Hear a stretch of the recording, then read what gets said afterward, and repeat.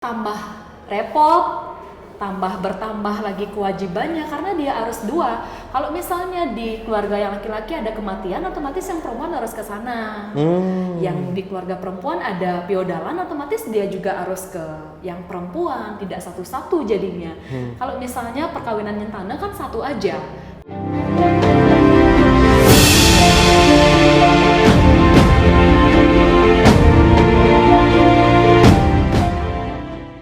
Om Swastiastu, salam rahayu pemirsa Hindu Channel dan salam-salam juga umat Hindu yang ada di Bali. Hari ini kita di Bali, tentu sudah beberapa episode lalu kami sudah menayangkan kegiatan kami di Bali. Nah, topik pada kali ini tentu saja banyak sekali yang bertanya terkait dengan nyentane. Secara garis besar, nyentana itu adalah budaya Bali yang sangat erat sekali karena di situ ada sesuatu hal yang menjadikan bahwa keluarga ketika tidak memiliki anak laki-laki kan seperti itu atau memiliki anak laki-laki. Nah, mungkin dari topik ini kami langsung menghubungi pemuda-pemudi yang di Bali dan akhirnya langsung kita tengok ke kiri. Narasumber kita anak muda dari Bali, Mbak Luh Ratna. Luh Ratna. Sepertinya di media sosial sudah kenal lah ya, tapi akhirnya ketemu di Bali. Nah, di Bali gimana suasananya sebagai pemuda asli Bali? Aku sebagai pemuda asli Bali tentunya gimana ya? Random sih. Randomnya? Random. Campur-campur. Balinya mana? Aku Bali Aben Semal, asli Aben Semal Bungkasa. Bungkasa itu di Bungkasa itu di Badung Tengah. Jadi aku perbatasan dengan Sungai Ayung. Tahu nggak kamu Sungai Ayung, sungai terpanjang di Bali? Yeah. Kalau misalnya kamu ke daerah timur lagi sedikit, dari Bungkasa kamu bisa menikmati panorama Ubud. Ubud dari Bungkasa itu bisa menikmati panorama Ubud. Karena kita di Bungkasa bisa dibilang sebagai daerah yang memang sangat strategis sekali dan sekarang juga dalam tataran sebagai desa wisata Bungkasa itu. Jadi aku tinggal di sana, di pedesaan. Salam-salam umat Hindu yang ada di Bungkasa. Salam teman-temanku yang ada di Bungkasa. Ini saya manggilnya siapa nih anaknya? Panggil Mbak Ratna boleh, Luh Ratna juga boleh. Luh Ratna aja ya? Iya. Saya kenalan dulu, Miko. Hai Miko. Jangan beli, Miko aja. Hai Miko, selamat datang di Bali. Selamat datang di Bali, suasananya adem. Ayem, tentrem. Okay. Nah, Luh Ratna, banyak sekali problem-problem dalam diskusi saya dengan teman-teman. Atau pernah kami mengundang tokoh Hindu juga untuk diskusi di Hindu Channel terkait dengan nyentana. Nah, tapi yang membuat kami tergugah adalah bagaimana caranya kami diskusi langsung dengan anak muda yang langsung mengalami itu. Ini langsung anak mudanya yang siap-siap mengalami nyentana itu kan. Nah, mungkin secara sederhana sepemahaman Luh Ratna itu apa sih tentang nyentana itu? Secara sederhananya. Baik. Terima kasih ya Miko sudah mempercayakan saya juga untuk berbagi dengan teman-teman yang mungkin ada yang memiliki pemahaman yang sama dengan saya, ada yang posisinya sama dengan saya gitu. Jadi sebelumnya Tiang berasal dari keluarga yang memang di keluarga itu perempuan semua. Perempuan semua, saya saudara 2 orang. Adik saya perempuan dan juga di keluarga saya kebetulan saya ini cucu pertama dan perempuan gitu. Kalau di Bali mungkin orang mengenal bahwa ada namanya garis kepurusan di mana keturunan itu harus dilanjutkan, mau tidak mau harus dilanjutkan oleh orang laki-laki. Iya. Orang laki-laki harus melanjutkan keturunan, sementara kalau keluarganya perempuan semua otomatis kan memerlukan laki-laki untuk meneruskan nanti keturunannya gitu. Walaupun secara biologi ya, walaupun kita sudah nikah, nanti punya anak toh juga keturunannya diteruskan, tidak harus stay di rumah kan. Tetapi kalau di Hindu itu ada namanya garis kepurusan kalau kami di Hindu yang harus diteruskan oleh keturunannya nanti. Karena ada mitologi nih Blimiko, ada mitologi. Mitologi terkait dengan Nyentana itu. Terkait dengan itu, ada namanya Sang Jarat Karu. Nah, Sang Jarat Karu ini dia memutuskan untuk Sukla Brahmacari. Dia memutuskan tidak punya suami, dia fokus ke bidang spiritual, mempelajari pustaka Weda. Suatu ketika, dia dalam meditasinya menemukan orang tuanya tergantung di salah satu bambu. Bambu itu di bawahnya ada tikus. Tikus ini menggigit tali yang tempat orang tuanya tergantung. Nah, hampir aja tali ini putus. Orang tuanya langsung terjun ke kawah gitu, ke tempat yang menyeramkan. Di sana orang tuanya berpesan bahwa kamu harus melanjutkan keturunan. Jangan sampai putus di kamu gitu. Karena hanya keturunannya yang bisa menolong orang tuanya biar tidak terjun ke sana. Karena di Hindu itu ada namanya anak suputra, dia bisa menyelamatkan leluhurnya dari kesengsaraan. Oleh sebab itu harus ada penerus nih. Di dalam rumah tangga itu harus ada penerus. Mohon maaf, ketika metodologi ceritanya seperti itu, yang disebut keturunan itu pemahaman Luratna apa? Karena di situ kan ada seorang laki-laki kan. Nah, orang laki-laki ini yang namanya Jarat Karu ini harus memiliki seorang istri. Ketika dia sudah memiliki seorang istri, otomatis kan dia mempunyai seorang anak. Orang anak, di mana anak ini akan bisa meneruskan garis keturunannya. Itu juga terjadi sama aku. Akhirnya orang tua, aku yakin semua orang tua itu ingin yang terbaik untuk anaknya. Dia ingin menggantungkan masa depannya, harapannya kepada penerusnya, yaitu kepada anaknya. Aku dari kecil diberikan nasihat bahwasannya kalau suatu saat nanti sudah dewasa, diharapkan bisa di rumah untuk meneruskan orang tua, keturunan dari orang tua. Sedangkan posisinya sebagai anak muda atau sebagai Luratna sendiri ada harapan, ada keinginan tidak ingin di rumah. Awalnya aku berkeinginan memang untuk stay di rumah karena aku percaya bahwa orang tua itu tidak ada yang dalam tanda kutip tidak mungkin memberikan arahan anaknya yang negatif. Itu yang pertama. Awalnya aku ingin stay di rumah, tetapi dengan wawasan juga semakin kita terbuka, dengan arus globalisasi, dengan perkembangan teknologi dan juga pola pikir juga pasti akan berubah kan, tidak terus monoton seperti itu. Setelah aku memahami dan juga setelah aku backgroundnya agama, kuliah agama di Universitas Indo Negeri Igusti Bagus Sugriwa, salah satu universitas Indo Negeri satu-satunya di Indonesia. Terus aku sekolah di sana, dari sana aku mendapatkan pemahaman-pemahaman terkait dengan jenis-jenis perkawinan yang ada di Bali. Tidak hanya perkawinan yang memang perempuan harus ke rumah laki-laki, tetapi ada juga perkawinan yang laki-laki bisa ke rumah perempuan. Yang dikenal dengan, tadi Blimiko bertanya Nyentana. Iya, Nyentana. Nah, posisinya kalau Nyentana, yang lazimnya di Bali itu kan yang perempuan mengikuti laki-laki, ya kan? Terus kalau Nyentana itu justru yang laki-laki mengikuti yang perempuan. Yang perempuan ini posisinya bukan sebagai perempuan, tetapi sebagai purusa atau laki-laki. Apakah memiliki beban tersendiri ketika si perempuan ini menjadi laki-laki itu? Maksudnya menjadi laki-laki karena posisinya kan dia narik kan? Karena dia sudah diposisikan sebagai laki-laki, otomatis tugas dan tanggung jawabnya juga laki-laki kan? Iya, sebagai tanggung jawabnya juga sebagai dia sebagai laki-laki, tidak lagi sebagai perempuan.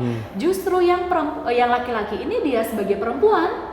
Kalau sudah Nyentana ke rumah perempuan, dia posisinya sebagai perdana, sebagai perempuan. Apakah itu menjadi hambatan? Tidak sebenarnya. Sebenarnya dalam kita menjalani kehidupan. Kalau misalnya sesuai dengan tupoksi, kalau misalnya di akte surat kartu keluarga, yang perempuan itu tetap dia jadi kepala keluarga di atas. Iya. Bisa dibilang gini sih, yang perkawinan Nyentana itu mungkin Kalau sebagian orang, kalau orang dulu ya mungkin menganggap hal ini ya wajar-wajar saja, tetapi kita sebagai generasi muda dengan perkembangan zaman dan teknologi juga menganggap hal ini ya memang perlu kita pikirkan kembali, karena sesuai dengan konsep perkawinan itu didasari oleh rasa apa? Suka sama suka, cinta sama cinta, dan juga tidak ada keterpaksaan satu sama lain. Ketika satu orang sudah merasakan ketidaknyamanan, otomatis suatu perkawinan yang endingnya untuk mendapatkan kebahagiaan itu mustahil. Ya. Tidak akan ada kebahagiaan kalau misalnya satu orang tidak mendapatkan kenyamanan, gitu. Tapi dengan kondisi saat ini, dengan kondisi apa ya? Karena mungkin ya, mohon maaf pertanyaan ini kan agak mungkin pemirsa Hindu Channel juga banyak yang ini kok mungkin hostnya tidak paham terkait dengan nyentana ini, sehingga dia hanya ingin bertanya saja, kan gitu. Padahal kami dari Hindu Channel juga ini sebenarnya meneruskan pertanyaan dari pemirsa Hindu Channel juga, yang sebenarnya ada nggak sih realitanya di lapangan anak muda yang merasakan terkait dengan nyentana ini, bahwa nyentana ini memang harus benar-benar diterapkan, memang harus benar-benar dilakukan. Apalagi Ratna tadi menyebutkan dengan perkembangan teknologi dan perkembangan zaman sekarang ini, ya kita juga harus berpikir bagaimana cara solusinya dan lain sebagainya, kan gitu. Baik. Nah, mungkin Ratna ketika melihat menjalani proses ini ribet nggak sih, ruwet nggak sih? Karena kan pasti banyak pertanyaan seperti itu. Mungkin yang di luar Bali. Oke. Pertanyaannya mungkin kebanyakan orang akan bertanya seperti ini, terutama teman-teman kita yang berada di luar Bali gitu, yang memang menganggap hal ini suatu fenomena yang kok bisa seperti itu, yang lasinya tidak seperti itu, kok bisa hal itu terjadi gitu. Jadi perlu ditekankan bahwasanya sesuatu ketidaknyamanan itu pasti ada. Saya yakin itu pasti ada. Disadari atau tidak, dia mau jujur atau tidak, sesuatu yang tidak nyaman itu pasti ada. Sama misalnya, saya analogikan seperti baju. Ketika kamu menggunakan baju tidak sesuai dengan ukuran kamu merasa nyaman atau tidak? Tentu saja tidak. Kalau kamu paksakan, kamu bisa memakainya, tetapi tidak akan merasa nyaman. Iya kan? Ketika kita tidak merasakan nyaman, otomatis yang lain di luar kita juga akan memiliki berimplikasi kepada mereka. Pertama misalnya, kalau kita sudah tidak harmonis dalam pernikahan, orang tua berakibat juga kepada orang tua. Yang kedua, ketika kita sudah menikah, otomatis kita juga punya keturunan, punya anak. Kalau kita saja sudah tidak harmonis, tidak nyaman, tidak rukun dengan pasangan, anak seperti apa? Berdampak pada keturunan. Berdampak pada anak. Selain orang tua dan juga pada anak, kita tidak rukun dalam rumah tangga, masyarakat juga kena. Misalnya Bali ngayang banjar sing taen karena musuhan jak kurenan. Kalau bahasa Indonesia artinya apa itu? Pergi ke Banjar nggak pernah, karena kita bertengkar dengan suami. Disuruh ngayang Banjar, disuruh ngayahin ke Banjar, suruh ngayang ke Banjar nggak bisa, nggak mau, karena kita bertengkar. Kamu urus aja rumahmu, kan kamu yang jadi laki-laki di sini. Itu pasti berimplikasi, tetapi ada juga tidak hanya berdampak negatif, tapi ada juga loh dampak positifnya. Kamu bayangkan, ketika keluarga ini sudah tidak memiliki dalam tanda kutip jalan untuk meneruskan keturunan, dengan datangnya kamu, dia memiliki harapan baru loh. Apa biasanya yang diharapkan itu? Dia memiliki harapan baru, dia memiliki, misalnya dia bisa, dia penolongku, dia juru selamatku, dia menikah dengan anakku. Harapan dia dengan kamu menikahi anaknya, memiliki keturunan, nanti keturunannya bisa melanjutkan garis keturunannya. Itu dampak positifnya. Di samping itu kamu juga berkarma baik, tidak usah khawatir. Walaupun kamu nyentana ke keluarga yang perempuan, kamu juga maksudnya punya dua orang tua. Orang tua kamu dan juga orang tua yang perempuan, punya dua keluarga. Itu positifnya. Sebenarnya nyentana ini di Bali sudah, kalau sepemahaman Lu Ratna ini, sudah ada solusi belum? Kalau di Balinya mungkin. Sampai saat ini sebenarnya di Bali ada salah satu perkawinan yang namanya perkawinan Padagelahan. Perkawinan Padagelahan ini yang laki-laki itu tidak melepaskan tanggung jawab di rumahnya walaupun dia menikah dengan yang perempuan. Yang perempuan juga tidak melepaskan tanggung jawab di rumahnya. Dia menyungsung atau dia mempunyai dua tanggung jawab jadinya. Iya. Kalau dari segi kerepotan ya tentu saja tambah repot, tambah bertambah lagi kewajibannya karena dia harus dua. Kalau misalnya di keluarga yang laki-laki ada kematian, otomatis yang perempuan harus ke sana. Yang di keluarga perempuan ada piodalan, otomatis dia juga harus ke yang perempuan, tidak satu-satu jadinya. Kalau misalnya perkawinan nyentana kan satu aja, yang laki-laki sudah ke yang perempuan. Tapi kalau Padagelahan dia dua-duanya jadinya. Oh gitu. Itu sih sementara solusi yang sudah berjalan. Oh sudah berjalan itu? Sudah berjalan. Perkiraan sejak kapan? Udah berjalan dan untuk pastinya sih saya nggak tahu ya, maksudnya sudah berjalan dari kapan. Tapi solusi ini sudah diambil oleh beberapa. Ada juga teman saya yang sudah melakoni hal ini. Dia sudah jadi pelakunya, maksudnya dia sudah menjalani prosesi ini, perkawinan Padagelahan. Artinya dia tempat suci dua punya. Kalau di Bali itu kan ada namanya merajang. Dua dia punya merajang, di laki-laki dan juga yang di perempuan gitu. Kalau misalnya ada upacara agak repot karena dua.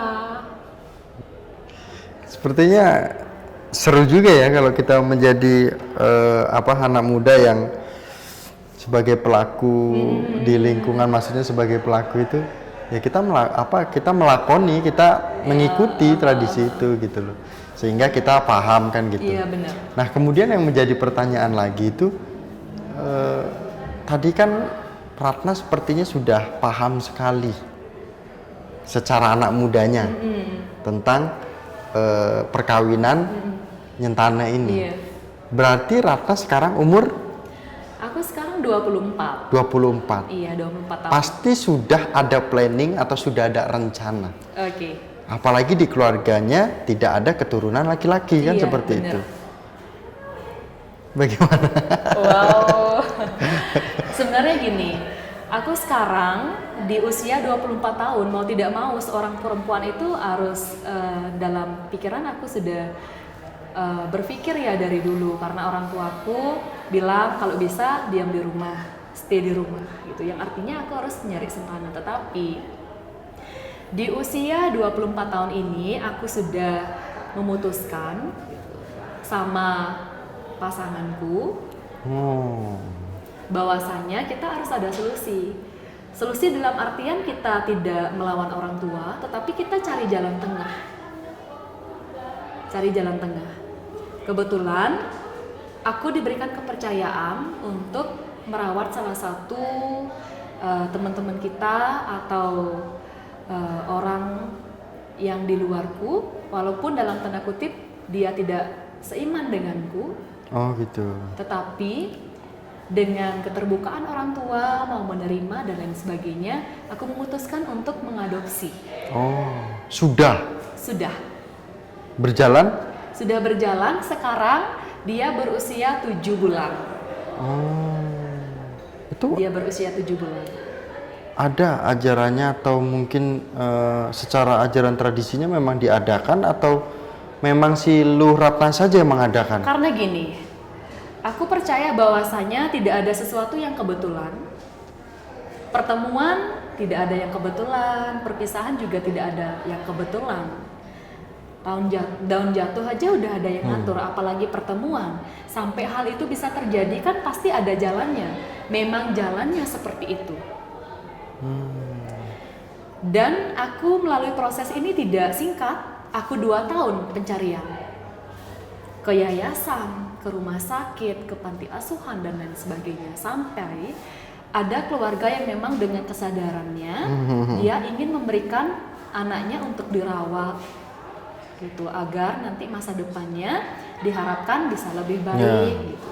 Nah dari sana keluargaku juga berpikir, sampai sekarang aku tidak pernah menganggap dia orang lain, dia bagian dari kita, dan dia akan tumbuh sama kita. Kita berikan pure semua kasih sayang sama dia sehingga nantinya juga diharapkan bisa menjadi generasi yang jauh lebih baik gitu.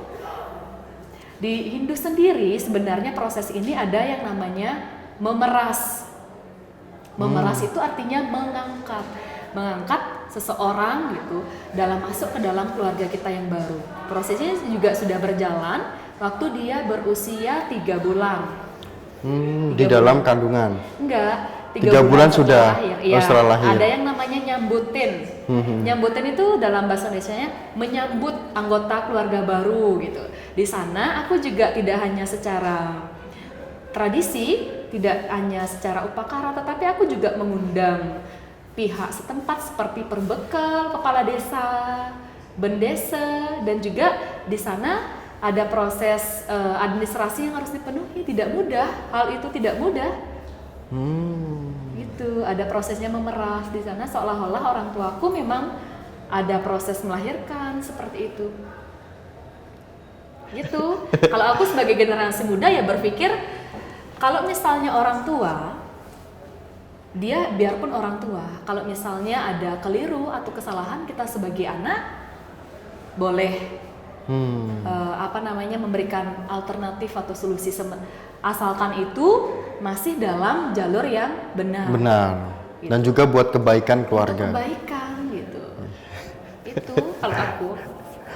Nah, mungkin berapa menit pemirsa channel? Waduh, sudah 25 obrolan kita. Kan padahal memang kalau misalnya orang rumpi, kalau kita bukan rumpi ya, maksudnya diskusi ini apalagi secara realitanya kan dilalui dan dijalani kan gitu. Nah, solusi tadi itu tentu akan kedepannya ini, maksudnya si Luh Ratna ini kan sudah memiliki solusinya dengan mengadopsi anak laki-laki sudah berumur 7 bulan saat ini ya. 7 bulan saat nah, ini. Kemudian terkait dengan tradisi secara garis besar ini adalah tradisi Bali gitu kan, ini sudah turun temurun. Kedepannya bayangan Luh Ratna itu seperti apa? Yang harus berkembang tentang Nyentane ini harus seperti apa? Oke. Sebenarnya aku yakin yang ada di posisi ini, yang ada di fase ini tidak hanya aku. Banyak orang di luar sana yang ada di posisi yang sama. Biarpun mereka tidak menyatakan bahwa mereka keberatan, mereka tidak nyaman dengan posisinya. Tapi dalam hati kecilnya mungkin ada sesuatu yang membuat mereka tidak nyaman, tidak menjadi diri mereka sendiri. Dia menjadi orang lain dalam tanda kutip agar membahagiakan orang tuanya. Tetapi percayalah bahwa cepat atau lambat perubahan itu akan pasti terjadi gitu. Sama halnya dengan tradisi. Kalau kita misalnya tenggelam dalam tradisi, otomatis kita akan tergerus dengan arus perubahan.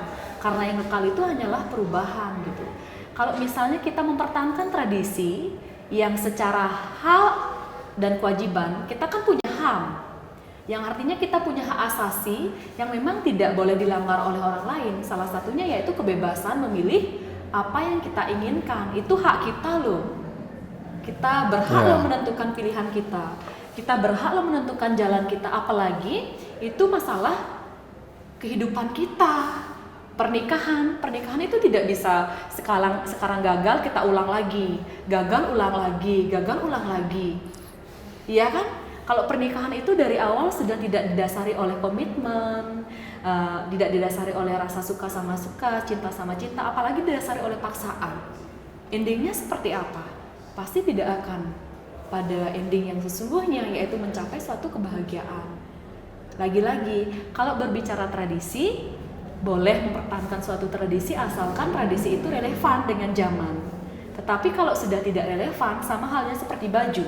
Kalau sudah tidak muat ya ganti. Kalau tradisi itu sudah tidak relevan ya pasti akan ada evolusi, ada perubahan, itu pasti akan kekal gitu.